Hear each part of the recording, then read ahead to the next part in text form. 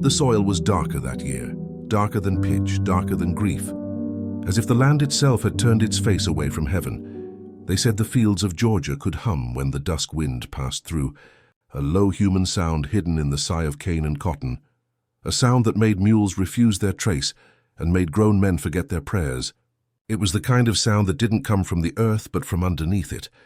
No one tilled near the old oak anymore, not since the summer of '57, when the air grew thick as blood and refused to move. Even the birds avoided its branches, as though they feared to witness what the tree remembered. The sharecroppers whispered that roots don't just drink water. Some drink sorrow too, and this one had drunk plenty. Jordan was just a boy then, barefoot and bound to the land by lineage and lash alike. His mother used to tell him never to speak near the tree, never to look too long at its shadow, because the bark remembered faces and the roots remembered names. She said the field wasn't dead, it was listening. But when you've known nothing but hunger and command, curiosity becomes rebellion, and rebellion becomes a quiet kind of prayer. So one night Jordan walked barefoot through the black rose, past the shivering cane that looked like it bowed to him as he passed. The moon was pale and veiled, and the earth under him felt soft and too soft, like it had been turned recently, or like something below was breathing. The old oak stood waiting, its limbs gnarled like fingers raised in warning. The air around it didn't move, as if the world itself was holding its breath. And at its base lay a mark carved deep into the soil, a groove long and narrow like something had been dragged. Or something had crawled. He knelt and touched the dirt, and it was warm, not sun-warm, but pulse-warm, a heartbeat in the soil, steady and slow, boom, boom, boom. It was the rhythm of something that refused to be forgotten. He pulled his hand back quick, and in the whispering hush, a voice slid through the cane, soft, low, and wrong. "Don't you hear them, boy?" He turned, but there was no one, only the rustle of stalks that moved, though no wind passed through them. The smell of iron filled his nose, old and metallic, and the soil beneath his feet began to breathe deeper. Like the whole field had lungs, he ran, but every step took him nowhere. The rose seemed to fold around him, the same tree appearing again and again, the same moon above, trembling like a coin on dark water. He called for his mother, but his voice came back changed, older. Cracked and full of dust, he called again, and this time another voice answered in the same breath, "Keep walking, Jordan, they're still down there." The ground shivered, and the cane bent backward as though recoiling. He stumbled toward the edge of the field, but the earth itself seemed to resist his weight, each step pulling him deeper, until his bare feet sank ankle-deep into soil that pulsed and sucked like living flesh. He could feel the heart of the land beating faster now. Boom, boom, boom, boom, angry. Awake. And then he saw them, faint outlines forming beneath the dirt. Not bones, but shadows shaped like men, their mouths open wide as if still mid-scream, their hands reaching up through the packed clay, clutching for something that was no longer there. Every movement of the wind seemed to stir their silent voices, making the entire field whisper one word again and again, "Remember." Jordan screamed, and the field swallowed it whole. His mother found him at dawn, lying near the oak, eyes wide open. Dust caked into the corners of his mouth, as though he had tried to speak to the ground, and when she dragged him home, the soil stuck to him like it wanted to stay from that day on. Whenever Jordan worked the land, he could hear faint murmurs in the dirt, sometimes a prayer, sometimes a plea, sometimes his own name whispered like a curse. And every year when the rains came, the water that pooled in that field was never clear. It was always the color of memory, thick and red and slow to sink. The field had remembered, and now it would never let him forget. The wind still carries that sound if you stand where the oak once was, a low hum that turns into your own heartbeat if you listen too long.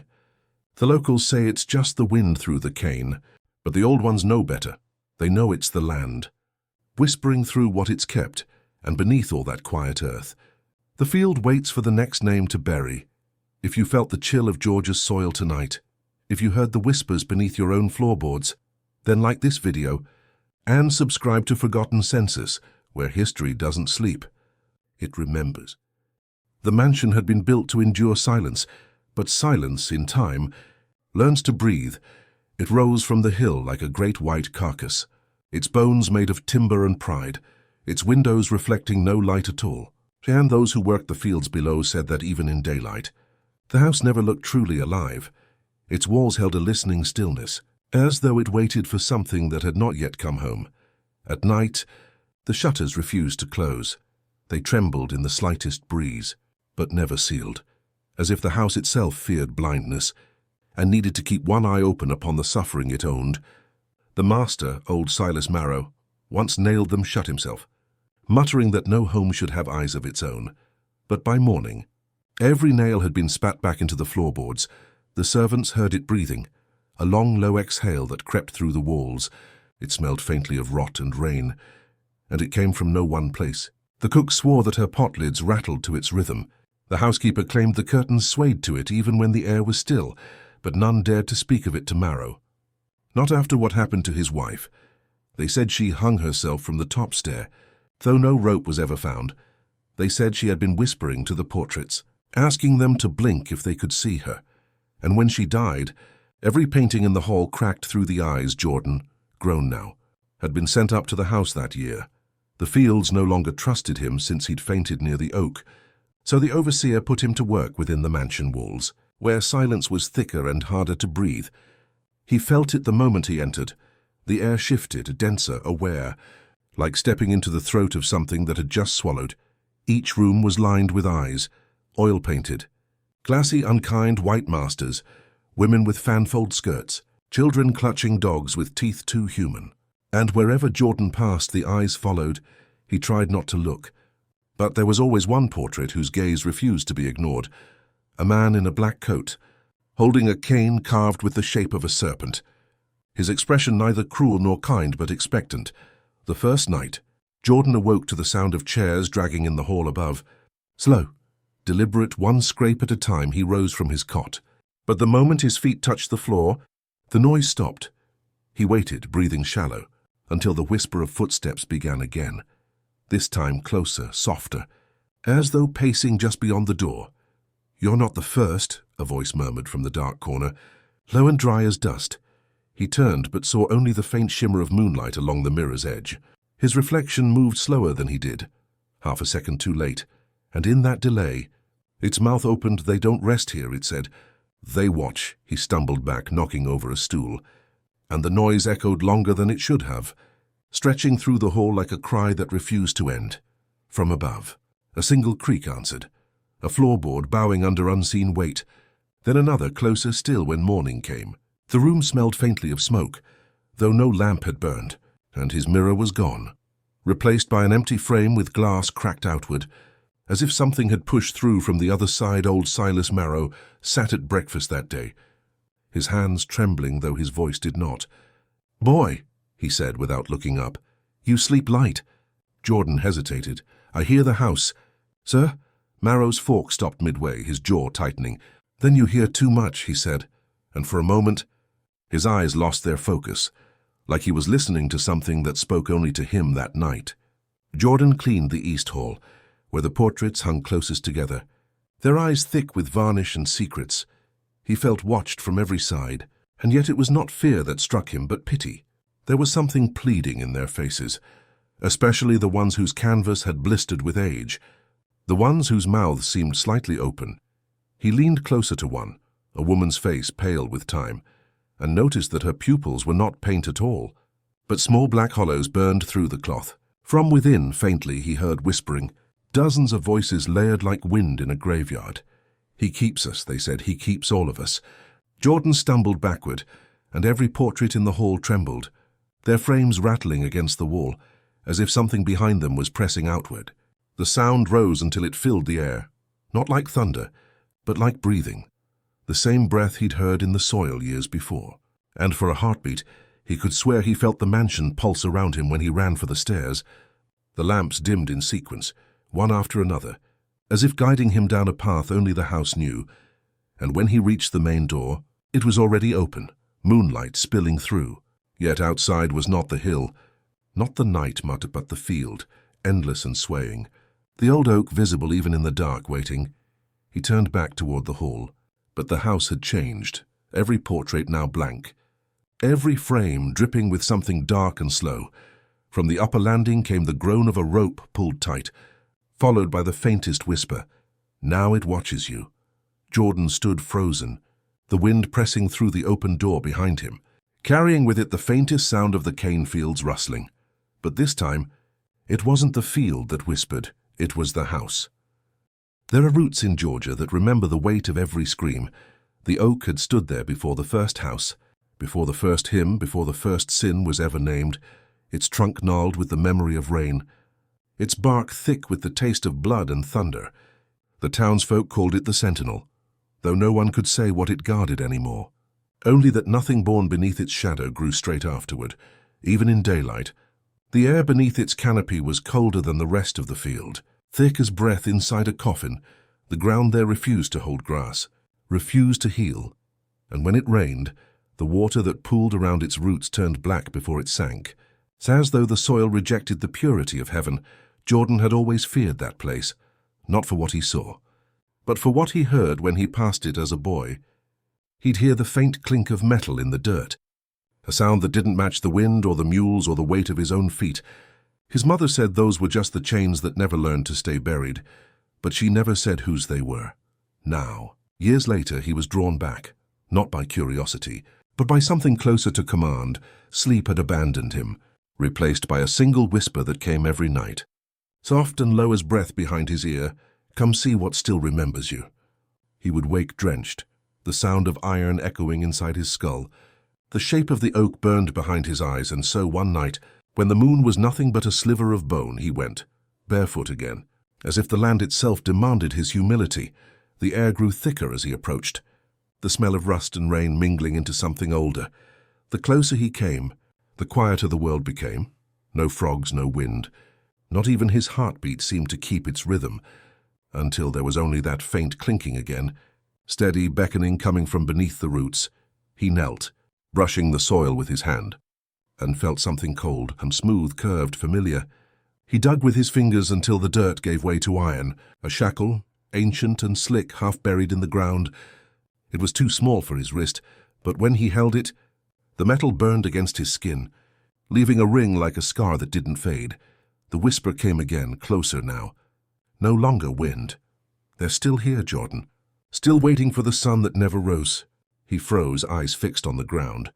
And the soil began to move, not from wind or insects, but from beneath. Small ridges forming in the dirt like something was crawling upward. Slow, deliberate, reaching for the air, he stumbled back, heart pounding. As the chains began to surface, links after links slick with wet soil, rising as if pulled by invisible hands, the earth heaved, cracking open in a slow exhale, and what came out was not flesh, but memory, the shape of limbs formed from dust and ash, outlines of men whose faces were made of shadow and sorrow, their mouths open in soundless prayer, each one bound by the same chain that writhed and coiled around Jordan's feet. He tried to run, but the iron held him fast, dragging him to his knees before the oak. The roots above him groaned and shifted, and from within the hollow trunk came a low, resonant hum, not unlike a human moan, deep and endless, the sound of something that had carried too much pain for too long. Then, from the dark inside the tree, a single voice rose, hoarse, cracked, not quite alive. You broke the circle, boy. Now the tree must feed again. The bark split open, releasing a smell of wet wood and decay, and a rush of wind poured out, carrying whispers, thousands of them, colliding into one long wail. He clutched his ears, but the voices weren't outside anymore. They were inside his head, showing him flashes, wrists bound, backs torn open, faces pressed to the dirt beneath this same tree. Century after century, he saw his own bloodline there, men who looked like him, women who sang to their children under moonlight.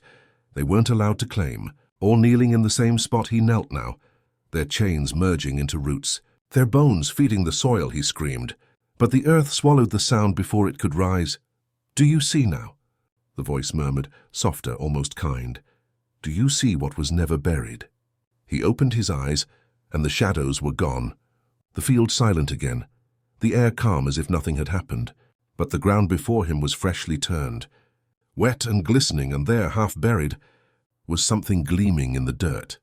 A shackle identical to the one he'd held, except this one bore his name carved along the rim, the letters deep and perfect as if etched by fire. His hands trembled as he touched it. The metal was cold, but beneath it pulsed a faint warmth. A heartbeat, his heartbeat. He looked up at the oak, and the moonlight caught something in its bark.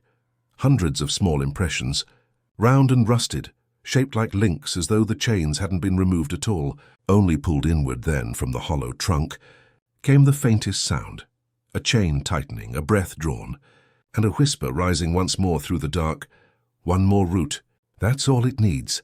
The wind moved through the branches like a long, shuddering sigh, and for a moment the shape of the oak seemed to bow toward him, not in mercy, but in recognition. The soil beneath Jordan's feet began to soften again, sighing as it opened its mouth to the earth. And the whisper that followed was no longer the trees. It was his own voice, echoing from below, and the ground, ever faithful, answered with a single metallic sound, faint but final, clink. There are objects that never forget, things shaped by the agony of men until they develop a pulse of their own. And the whip was one of them. It hung in the old smokehouse, coiled like a serpent too weary to strike, its leather glistening faintly even in the dark, as if it still remembered sunlight and blood, the twin offerings that had once kept it alive. When Jordan found it, the night had not yet broken open, only the strange silver hush before dawn, when the air feels thick enough to drink, and everything you touch seems to breathe. He had come there barefoot, drawn not by sight but by something older than reason, the pull of memory that hummed beneath the ribs, the faint sound of something whispering his name through the timber of the walls. Jordan. Jordan! The whisper came from nowhere, yet it curved like smoke around his ears, and he could feel it pressing against his neck. The same place that had once felt the bite of that whip.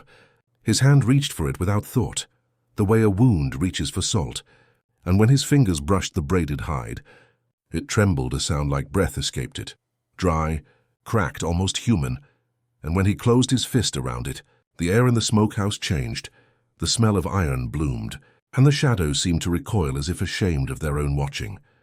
They said the lash was made from the hide of the first man who'd tried to run, that its core had been soaked in his blood, so it would remember what defiance felt like, and return it to every back that followed. Jordan lifted it slowly, feeling its weight, not in his arm but in his bones, a heaviness that was older than him, older than the trees, older even than the idea of mercy. He dragged it once across the dirt floor, and the sound that rose wasn't that of leather against earth. It was a whisper, low and pleading, like something praying not to be touched again.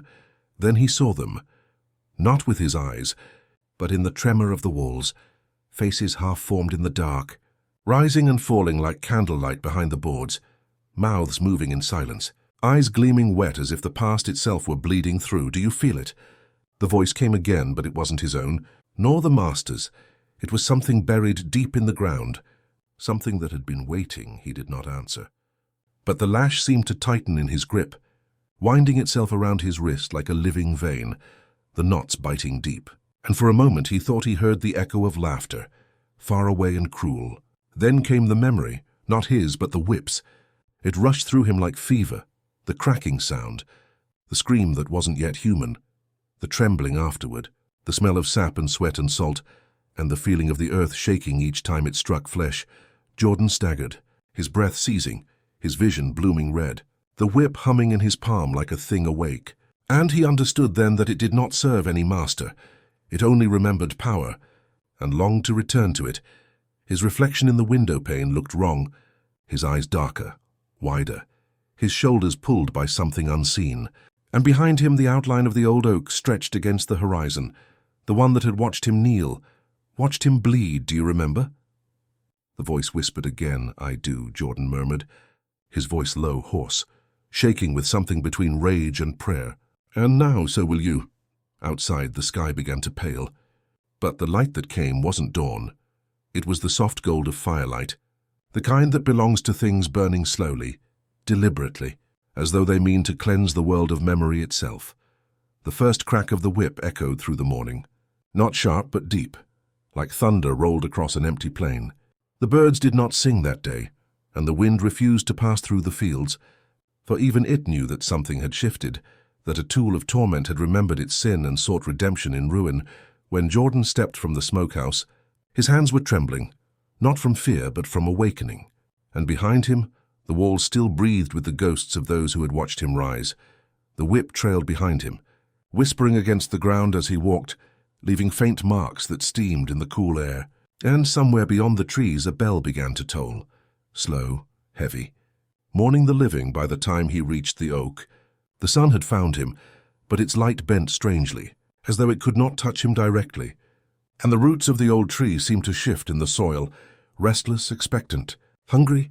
He looked up once, eyes dark and steady, and the whip coiled tighter in his hand, shivering like something that had just learned the taste of its own freedom.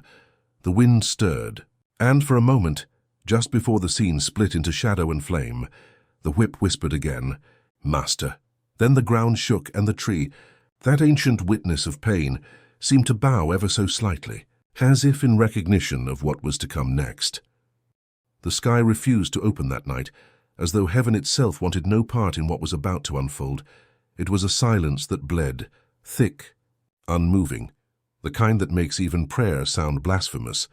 And as Jordan stepped through the grass, the field seemed to bend away from him, as if the earth itself could feel the weight he carried. The whip trailed behind him, whispering in the dirt, tracing a long, trembling scar through the soil. And with each step he took, the crickets fell quiet, the air cooled, and the smell of iron thickened in the wind above him. The moon hid its face behind a veil of shadow, not gone, merely watching from behind a curtain of darkness, pale and trembling, as though ashamed. The eclipse had come early that year, though the old women in the quarters said it wasn't the sky's doing. They said it was his, that the blood in Jordan's veins had stirred something too old for words, something that made the light itself recoil at the edge of the field.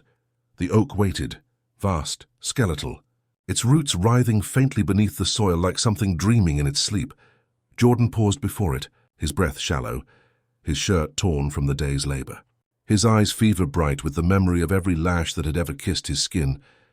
He ran a hand along the bark, rough-ridged, the texture of old scars, and beneath his palm he felt the faintest pulse.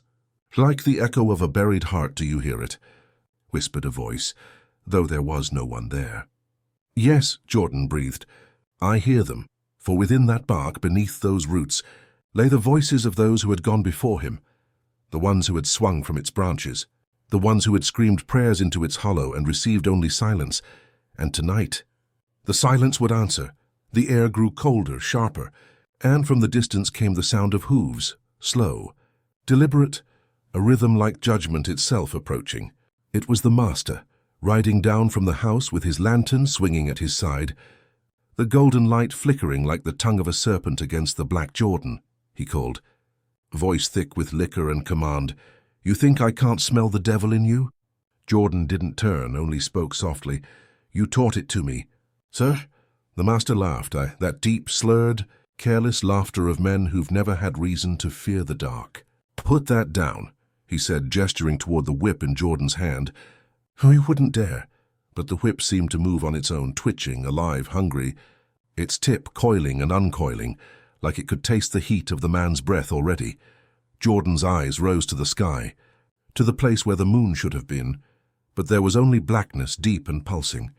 And in that dark he saw faces, hundreds of them, pale and swaying like smoke caught between worlds. He felt the roots beneath him shift, the ground groaning low, ancient, the same way old wood groans before it breaks. "Do it," whispered the wind.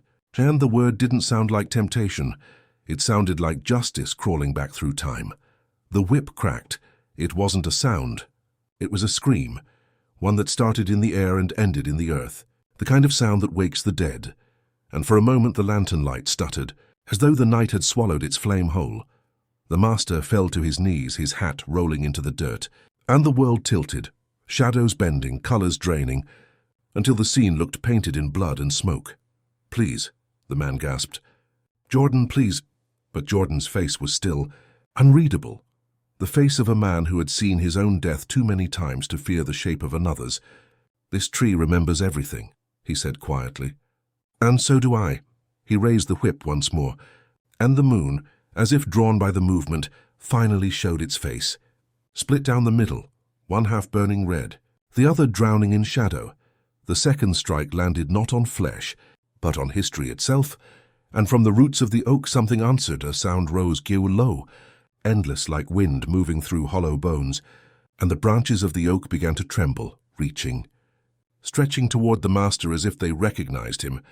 He tried to crawl, but the earth softened beneath him, the soil dark and slick like wet ash, and when his hands sank into it, he felt fingers, cold, clutching, pulling him down. The whip coiled around his throat, the leather hissing faintly as it tightened, and Jordan's arms moved as though guided by something unseen. His gaze locked on the blood moon that loomed above like a watching eye, then lay silence. Even the wind refused to move. When the clouds cleared, the master was gone, and the whip hung limp against the tree trunk, its handle buried deep in the bark as if it had grown there. Absorbed claimed, Jordan stood motionless, staring at the place where the man had vanished, his breath shallow, his pulse distant, and for a moment he thought he saw the branches of the oak shift, not in the wind, but in greeting. As if acknowledging what he had done, he fell to his knees, whispering words he didn't know, a prayer or a curse or something between, and when he looked up, the moon had turned black again, sealing the sky like a wound that refused to heal somewhere behind him. The house groaned, shutters slamming open, windows rattling, portraits whispering in their frames, and the fields began to hum softly. Like a chorus waking from centuries of silence, Jordan looked toward them, the whip still faintly glowing where it rested in the tree, and in that dim light his shadow no longer belonged to him. It stretched taller, broader, older, as if someone else stood in his place. The eclipse reached its peak, and in the last breath before darkness swallowed the field whole, the tree exhaled. It sounded almost like a sigh of relief. They said the sound could still be heard 3 nights later, a thin, broken cry that began as a man's voice and ended as something the woods would not repeat. The night had not moved since the eclipse. It hung over the land like a bruise, thick, unmoving and sour with the smell of rain that refused to fall, the kind of night that kept the dogs silent and made the rivers slow their crawl. As if time itself feared to disturb what had been done, Jordan stood at the base of the old oak, where the roots bulged through the dirt like veins, and the whip, that cursed, shivering length of leather, was coiled in his hand once more. Alive with memory, the air was trembling, the horizon dim with the promise of dawn. But no light dared touch that place. Behind him, the house loomed like a tomb, its windows hollow, its doorway gaping, its very frame seeming to lean forward, watching. They said the master's voice cracked before the whip did, and now that sound seemed to live in the trees themselves, rustling through every branch, echoing softly like the breath of something unseen. The pines bowed slightly in the wind, as though listening still, and Jordan could feel their eyes, hundreds of them, all around him. He whispered, "It's done." But even his own voice felt false, as though it didn't belong to him anymore. Something answered, not in words, but in the shifting of the leaves, the creaking of the roots beneath his feet, the wet earth sighing as though exhaling an old, tired secret. He looked down and saw it, a faint impression in the soil before him. 2 deep prints, knees pressed hard into the mud, and just ahead another, a handprint, fingers splayed, clutching, desperate. The ground still remembered the shape of the master's final prayer. Jordan knelt beside the mark, his breath clouding in the cold air, and for the first time since that night, he felt something stirring beneath him, a pulse faint but steady, as though the earth itself had taken the man's heartbeat and buried it deep. He whispered again, softer this time, "You're gone now." But the roots shifted, a slow, deliberate movement like something beneath the surface turning in its sleep. The whip twitched in his hand. He froze, watching the handle tremble, and then, faintly, one came a sound, wet and low, like breath drawn through a throat too ruined to speak. Jordan's eyes lifted to the tree, its bark slick, its trunk pale beneath the moonlight, and for a heartbeat, he saw it, a face pressed into the wood, faint, half-formed, the mouth open in a scream that could not escape. The whip slid from his fingers, curling at the base of the tree, its leather writhing like something feeding, and when the wind came again, it carried with it the faintest whisper. He still kneels. Jordan stumbled backward, his boots sinking in the soft soil, his chest tight, breath ragged, and when he turned toward the house he saw movement, a flicker of lantern light in an upstairs window. Though no fire had been lit there for days, the house was breathing again. He stepped forward, slow, unsteady, each board of the porch groaning under his weight like old bones.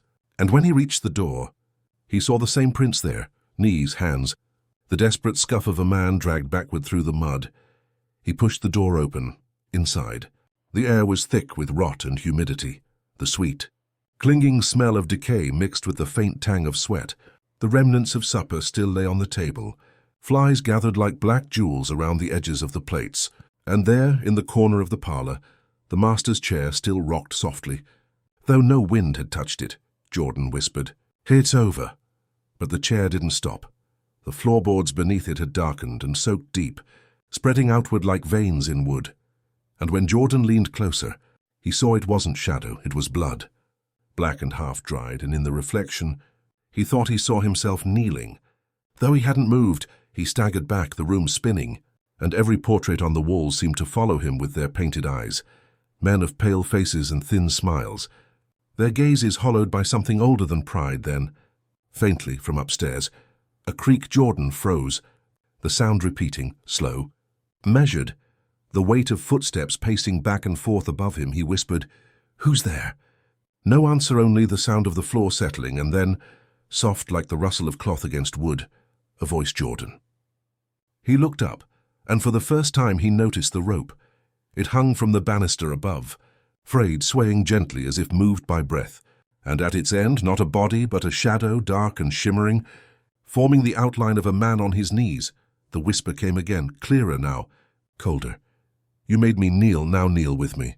The whip slid across the floor behind him, dragging itself toward the doorway, its tip brushing the floorboards with a hiss like a serpent's tongue, and Jordan stumbled backward, his heels striking the threshold.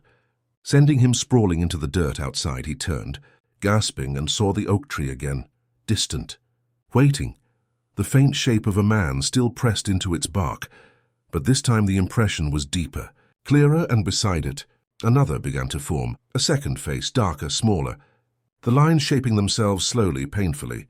Jordan fell to his knees, his hands sinking into the wet soil, and from beneath the ground, he felt that same pulse again, but now it matched his own heartbeat. He whispered, "No," and the wind answered, the 1,000 leaves hissing at once.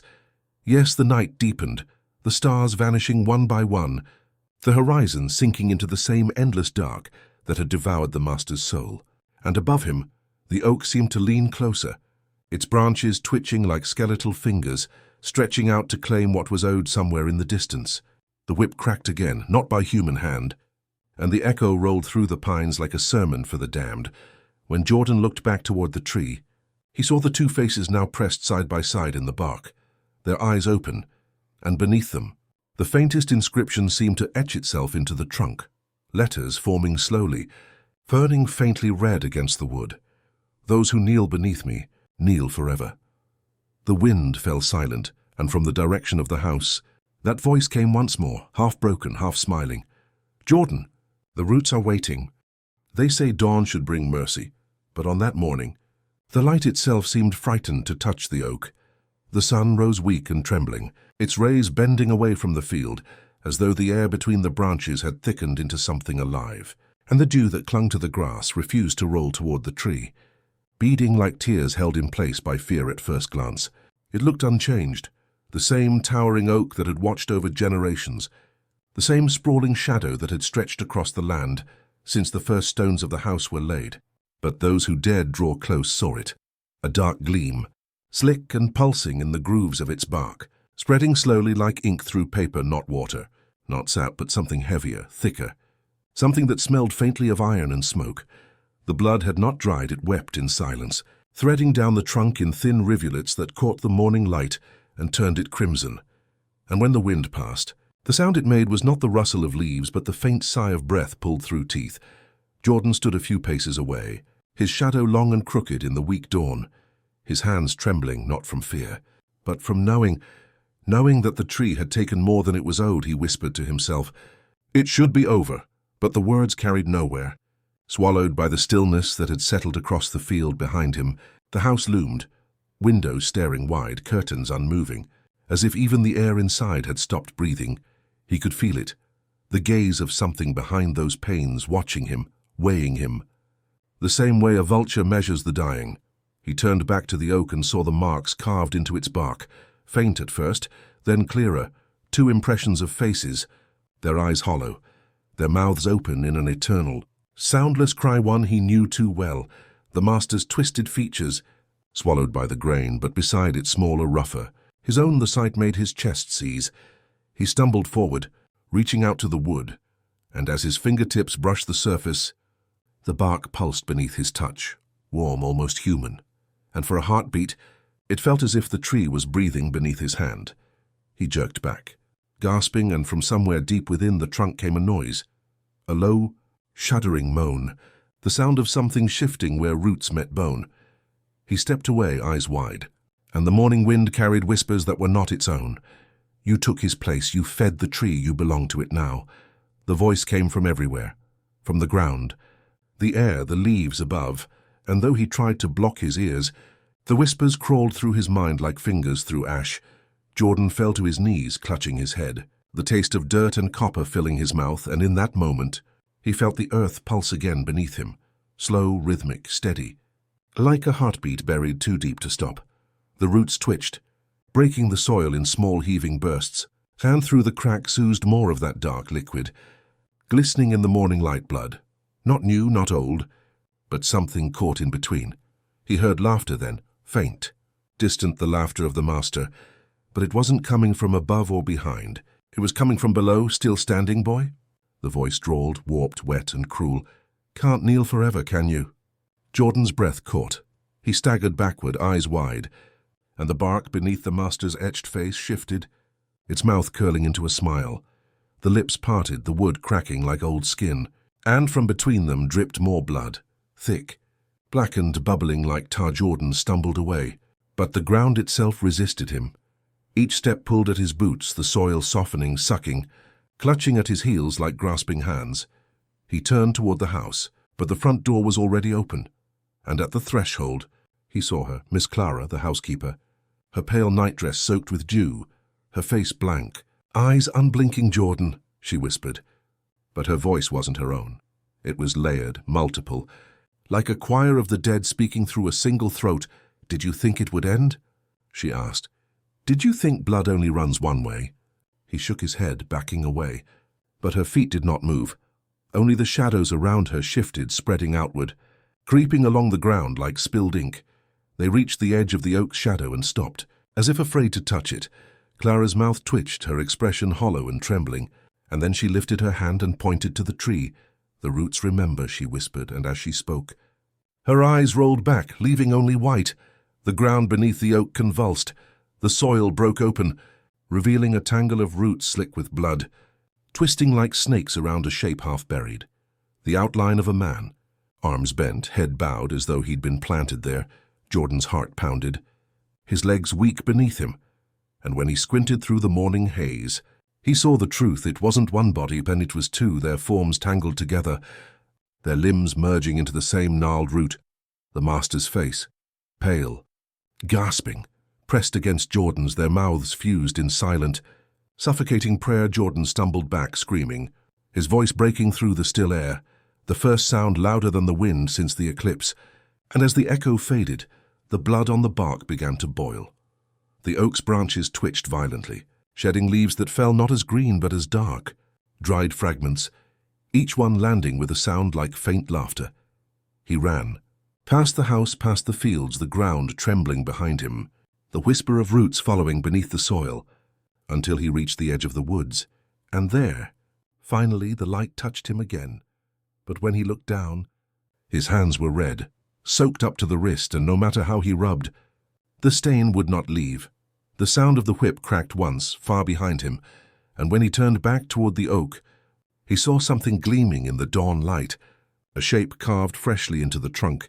It was not words this time, but a single mark, a cross drawn in blood, and beside it, beneath the carved faces, the wood still pulsed, as if the tree itself had learned to breathe.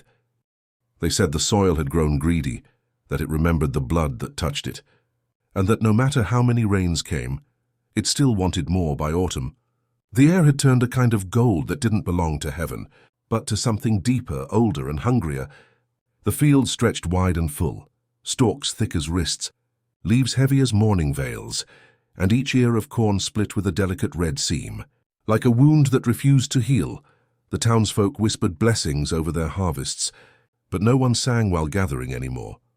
The laughter that once carried across the fields had died the same night Jordan's whip cracked under the oak. Old Martha, who lived nearest the tree, was the first to notice the pattern. The corn bends toward it, she murmured one dawn, kneeling in the rows, her hands trembling as she traced how every stalk leaned, ever so slightly toward the hill where the oak stood. Like it's listening, she said, though no one dared to answer her. Each night, the wind carried a rustling that wasn't quite the sound of leaves. It was rhythmic, deliberate, the faint echo of something dragged, or someone kneeling, and though the sound stopped when men went looking for it, they'd find footprints in the soil, barefoot and deep, as if pressed by something heavy that had forgotten how to walk. The preacher called it blasphemy to speak of such things, yet when he raised his voice on Sunday, his throat caught halfway through the Lord's Prayer, he saw, from the pulpit window, the distant sway of the oak, moving though no breeze touched it, and he saw just for a moment something pale hanging among the branches, as if the tree bore its own fruit of penance. By mid-season, strange things began to happen to those who ate from the land. Children woke crying in the night, clutching their throats, saying they dreamed of roots growing through their ribs. Women found red streaks in their milk, and the men who worked the fields nearest the oak, began to lose their shadows, not all at once, but gradually, like smoke thinning in the air, until one evening, when they turned from the setting sun, there was nothing behind them. "Something's feeding," whispered Martha when they came to her door for guidance. But no one wanted to hear the truth of what it was feeding on, because it was them, their labor, their fear, their silence, all offered daily to the cursed ground that had learned to hunger. One night a farmer named Gideon defied the warnings. He burned half his field and cut down the corn nearest the tree, saying he'd plant again come spring. But by morning, the fire had died in perfect rings, untouched where the red lines had run through the stalks. And when Gideon's wife came calling for him, she found him kneeling at the edge of the oak's shadow, his mouth full of soil, his eyes open wide to the sky, his lips murmuring, "The land remembers, the land remembers," until his voice thinned into the hum of the wind itself. After that, the people stopped ploughing that side of the county. They called it the Low Earth, a place where prayers went unheard and echoes lingered too long. But still the crops grew without tending, every year thicker and redder, and those who passed by swore they could hear the corn whisper, like breath through teeth, counting something, or naming those who had fed it. In time, even the children knew the story, not from books, but from the taste of the air whenever the wind came down from the hill. A copper tang, faint but certain, the smell of old rain and old sin. And when the harvest moon rose, there were always lights beneath the oak, lanterns, they said, or souls that had not yet finished their work. But none dared look too long, for fear that the soil would take their name next, because in that cursed county, the land had learned to eat, and every season, it remembered who had starved it last at dawn. When the mist rolled low and the oak dripped red dew that was not dew, the fields looked peaceful again, quiet, almost beautiful, but if you listened, truly listened, beneath the hum of insects and the sigh of the wind, you could hear the faint creak of rope, the drag of something heavy through the furrows, and a voice far off but steady, whispering as if still binding the bargain. The harvest feeds the living, but the soil feeds the dead. And then, for just a breath, the earth seemed to move, as though something beneath had stirred, reaching upward slowly toward the roots that had learned to drink blood. No one could say when the voices began again, only that the wind no longer blew clean. It carried syllables, soft and wet, like the breath of something newly unearthed. It came first to the children, always the children, for they still dreamed without the weight of disbelief. They woke with pale eyes and trembling hands, whispering the same name before dawn, Jordan, and their mothers pressed fingers to their lips, begging them to hush, though none could say why. By the third harvest since the red corn, the fields had gone quiet again, yet there was a wrongness to the silence, an absence too complete, as though the land itself were holding its breath. The crows had fled first, the dogs next, and the insects had ceased their chorus, leaving the nights long and hollow, filled only with the distant rustle of cotton turned black beneath the moon. Some said it was just the wind, but there was no wind that knew your name. Old Martha, now more bone than flesh, sat each evening by her window, her shawl drawn high and her eyes on the horizon. "He's walking again," she muttered one night. As the shadows lengthened toward the barn, every 30 years the ground opens, and the name returns. She said it as one might speak of the weather, inevitable, Dreadful, unstoppable. The others pretended not to hear, but every heart in that county beat slower after sunset. They nailed shut their doors, crossed themselves in silence, and burned sweetgrass at the edges of their fields. Yet still the wind came, low, deliberate, whispering through the stalks, "Jordan, Jordan." Those who dared to follow it found their footprints gone when they turned back, as though the earth had swallowed every trace, and if they lingered too long, they swore they saw him, not fully formed, not alive, but shimmering in the air like heat over stone. A shape tall and dark, his head bowed as though still in prayer. At night, when the moon hid behind its veil, a soft rhythm could be heard beneath the soil, the sound of something dragging, not chain, not rope, but the slow, wet pull of roots shifting deeper, fed by memory and blood. A child named Clara saw him first, or so she said before her voice failed. She was 7, her hair like straw and her eyes too pale for comfort. She told her mother that a man stood in the cotton field, whispering to her through the stems. He said the ground was full, she murmured. He said it's time to make room. The mother struck her for blasphemy.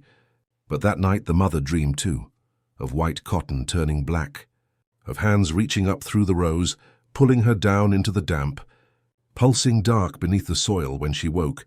Her hands were streaked with dirt and her nails cracked from clawing at her sheets. In the following weeks the whispers grew bolder, not just in the fields now, but in the wells, in the cracks of the walls, in the hollow of the trees. And always that name, Jordan, spoken with the weight of prayer and curse intertwined. The preacher tried to bless the land again.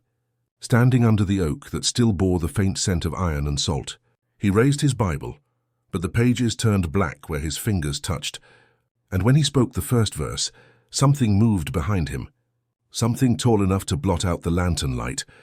The air turned thick, heavy as guilt, and the preacher fell to his knees, gasping, his voice breaking. "What do you want?"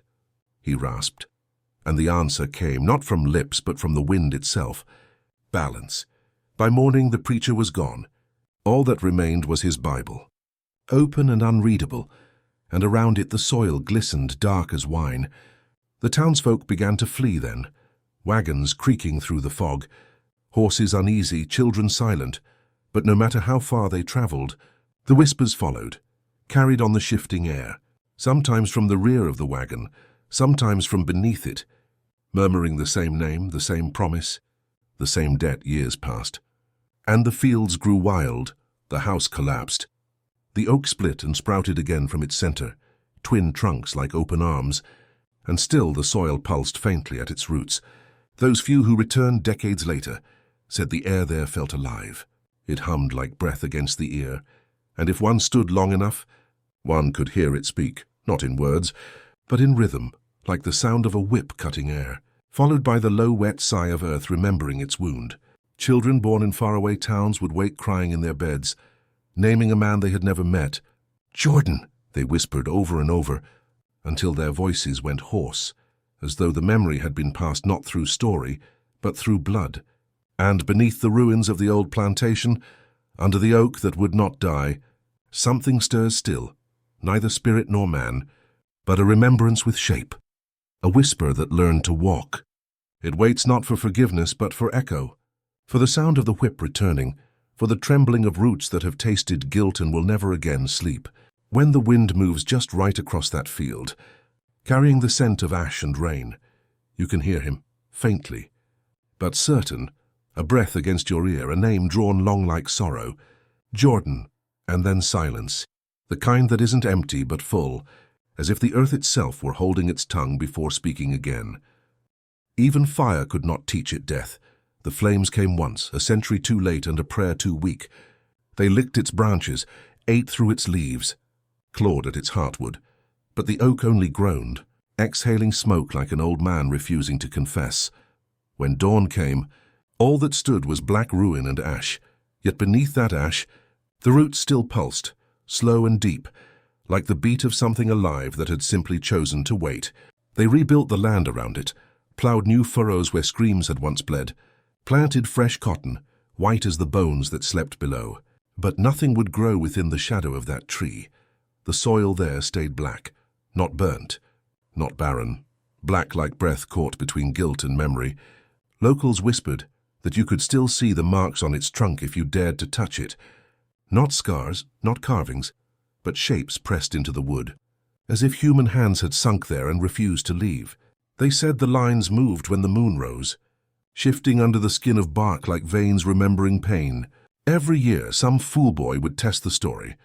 They always came in summer, when the nights were thick with frogs and the air smelled of rain about to fall. They'd sneak out with lanterns, laughing, throwing stones at the old oak as if mocking history itself, and the laughter would carry, until it didn't. Old women swore they heard the change, a single breath between laughter and silence, then nothing but wind, and by morning, there'd be one fewer boy in town. No body, no struggle, just an abandoned lantern by the roots, still flickering weakly as though afraid to go out. Sheriff Tate once said it was sinkholes, said the land was soft from the fire and years of flooding, that the ground simply took what it wanted back. But even he wouldn't walk near it, not after his own hound came home whimpering, its fur streaked with mud that smelled faintly of iron and salt, the kind of smell that doesn't come from rain. Decades passed, and the town learned to live with the tree like one lives beside an unmarked grave, quietly, politely, pretending not to notice.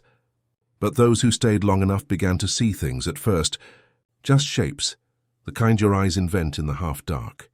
Then clearer, a man's silhouette at twilight, standing by the trunk, shoulders bowed, one hand resting against the wood as though greeting an old friend. Some said it was Jordan returned. Others said it was the land remembering him, giving shape to sorrow because silence had grown too heavy. There were nights when the air grew so still that sound itself seemed to rot, and then, without wind or warning, the branches would creak, slow, deliberate, rhythmic as though swinging, and if you listened closely enough, you could almost hear a voice in the rustling leaves, a voice that carried no malice, only memory. The ground never forgets. They built roads now, highways that cut through what was once field and sorrow. The old plantation name stripped from maps, its history folded into polite archives. But truckers who drive that route after midnight swear their radios die when they pass mile marker 73. No signal, no static, only a low, wet hum. And in the flash of their headlights, the tree appears again. Standing alone in the median, impossibly close, its branches heavy with shadows that seem to breathe. Some see faces in that bark, pale, stretched, eyes half open. Others see ropes swaying from limbs that never stop moving. But none who have stopped to look have ever told the same story twice. And none have passed that road a second time. Once a government crew came to cut it down. Chainsaws, bulldozers, floodlights. The work began at dawn, by men who didn't believe in curses. By noon their engines failed. By dusk 2 men were missing, last seen kneeling near the roots as if in prayer. When the crew returned the next morning, the equipment was gone. Only the saws remained, rusted overnight, their teeth slick with something too dark to be sap. The reports called it sabotage, the locals called it justice. And the tree only stood taller, its bark gleaming under the sun like it had drunk deep from the earth's remembering. Children born in that town dream of it before they ever see it. They wake in tears, describing the same vision. A tree that bleeds when you whisper your name too close. A man with no eyes standing beside it asking, "Do you remember who you were beneath the branches?" The land itself seems to bend around it, roads veering subtly, rivers curving wide, as if the world learned to grow crooked just to avoid touching what cannot die.